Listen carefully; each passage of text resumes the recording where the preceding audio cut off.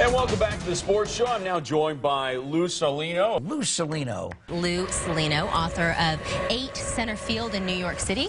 The author who has made the trek here from Long Island. I appreciate it. Thank you so much. He joins us this morning to talk about the book, which is based off of his experience playing in the 50s. So we welcome you to the show.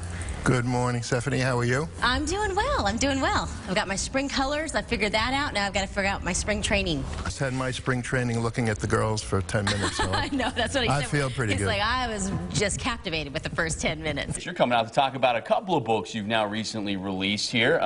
The first book we should talk about here is 8, and then we'll talk about Athlete for Hire.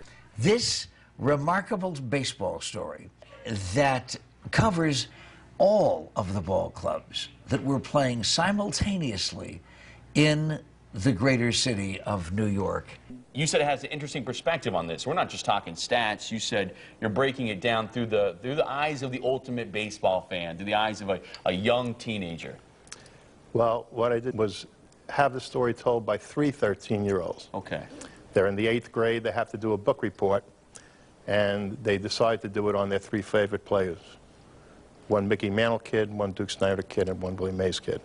What an amazing time to be alive as a baseball fan in New York. Most of our viewers are women. So how are they going to relate to a baseball book? I always wanted to tell the story of those 3 great center fielders, but I felt that might be a little boring if it was just all statistics and facts.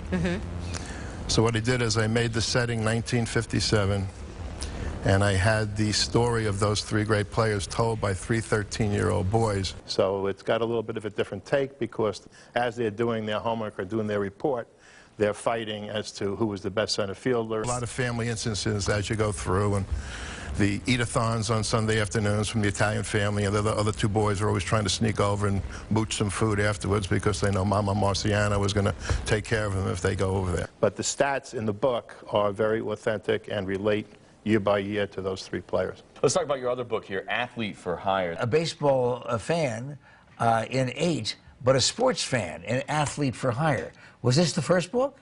They were pretty much done almost simultaneously. The Athlete for Hire was actually done initially as a TV script, and I was encouraged to take that script and write the book for exposure. So I did. This premise, though, is totally different than this one. Do a quick digest of what this is about. Well, Athlete for Hire is really 2 key characters, a sports team owner in the city of Atlanta.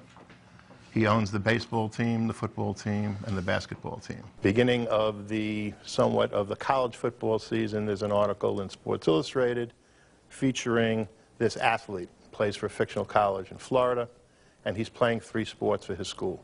He has in his mind, this is somebody I'd like to have working for me in some capacity, calls his general managers in and asks for input. And of course, the baseball general manager says, well, he could be the next Mickey Mantle. We have to draft him for baseball. And the football general manager says, he could be like a white Jerry Rice. We have to have him for football. And the basketball general manager says, he can play point guard, shooting guard. He's an all-around athlete. We have to have him for basketball. So the owner gets a little antsy with them, leaves the room, and finally comes back, and he says, well, why can't we just draft this kid for all 3 sports? Then I can have him playing football on Sunday, baseball on Wednesday, and basketball on Friday. Dave Winfield obviously could have played 3 sports professionally.